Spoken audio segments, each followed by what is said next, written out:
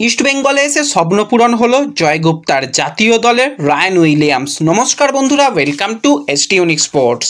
বন্ধুরা, এই ভিডিওতে আমরা কথা বলবো বেশ কিছু পজিটিভ ফুটবল আপডেট নিয়ে, যেখানে ইস্ট বেঙ্গলকে নিয়ে একটা ভালো আপডেট তোমাদের সঙ্গে শেয়ার করার রয়েছে, জাতীয় দল নিয়ে কথা বলার রয়েছে, তার সাথে কথা বলার রয়েছে আইএসএল নিয়েও কিছু আপডেট।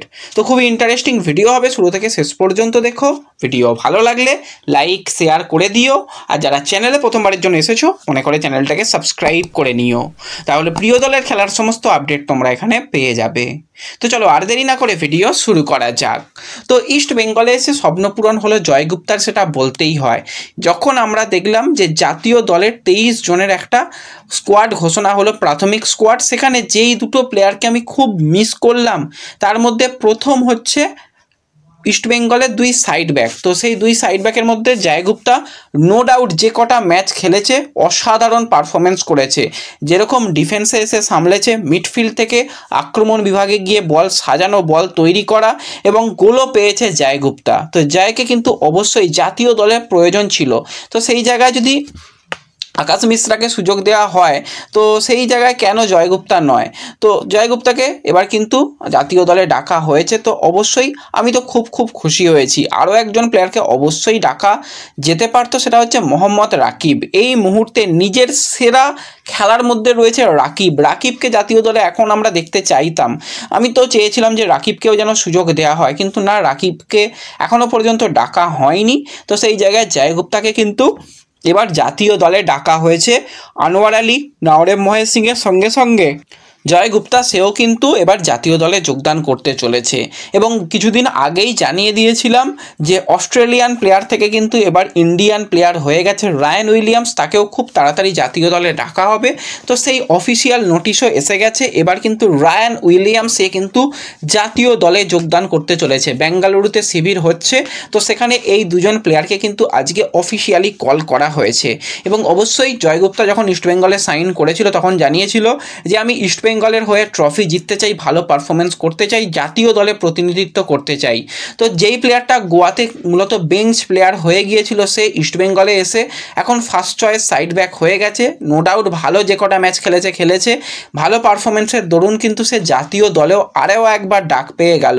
এটা কিন্তু জয় গুপ্তার জন্য একটা বিরাট বড় পাওনা, সেটা বলতেই হয়। তো আশা করছি জয় গুপ্তাকে যদি সুযোগ দেওয়া হয়, আকাশ মিশ্রা যেই জায়গাতে রয়েছে তার থেকে জয় গুপ্তা তো অনেক বেটার খেলবে বলে আমার তো মনে হয়। তো সেই জায়গায় জয় খেললে যথেষ্ট ভালো হয়। কারা জয়কে প্লেইং 11 এবার দেখতে চাও অবশ্যই কিন্তু কমেন্টে জানিও।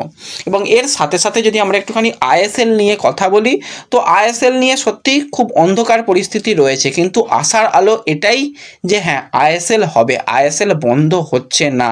আজকে কিছু পজিটিভ আপডেট এসেছে, এমন কিছুও পজিটিভ আপডেট নয় যে একদম প্রচুর আনন্দ করতে হবে। তার মধ্যে এটাই আপডেট, আইএফএফ যেরকমভাবে তারা টেন্ডারটা এনেছিল সেখানে কোনো পার্টি যে তারা রাজি হবে না সেটা সাধারণ ব্যাপার। এফএসডিএল যে জিনিসটা একদমই চাইনি যে প্রমোশন এখন হোক, রেলিগেশন এখন নয়, অন্তত 16টা দল হোক, তারপর রেলিগেশন চালু হোক, ঠিক আছে, কিন্তু ইমিডিয়েটলি রেলিগেশন চালু করলে ধরো নর্থ ইস্টের মতন দল যদি তারা একদম শেষ করে তারা রেলিগেট হয়ে যায়, তাহলে আর কি নর্থ ইস্ট থেকে কোনো দল খেলবে? ধরো ইস্ট বেঙ্গলের মতন দল, ধরো মোহনবাগানের মতন দল যদি রেলিগেট হয়ে যায়, হতেই পারে, ফুটবলে যে কোনো কিছু ঘটতেই পারে, তাহলে কি ফুটবলের আর সেই রকম গুরুত্ব থাকবে যদি বেঙ্গালুরুই ধরো রেলিগেট হয়ে যায়? তো সেই কারণে চাওয়া হচ্ছে যে অন্তত 16টা দল আইএসএলে আসুক, তারপর রেলিগেশন। এই জিনিসটা, এছাড়া যে সমস্ত আর্থিক দেনা পাওনা সেগুলো এআইএফএফ অনেক বেশি চেয়ে ফেলেছে, সেগুলোকে একটু মিটমাট করে নতুন করে কিন্তু এআইএফএফ টেন্ডার ডাকবে। এই নিয়ে কিন্তু খুব তাড়াতাড়ি 2-1 দিনের মধ্যেই হয়তো পজিটিভ আপডেট আসবে। আজকে এআইএফএফের তরফ থেকে একটা অফিসিয়াল নোটিশ এসেছে, সেটা তোমরা দেখেছো। তো এটুকু পজিটিভ আপডেট আজকে আসছে যে 2-1 দিনের মধ্যে আবার নতুন করে টেন্ডার প্রক্রিয়া ডাকা হবে।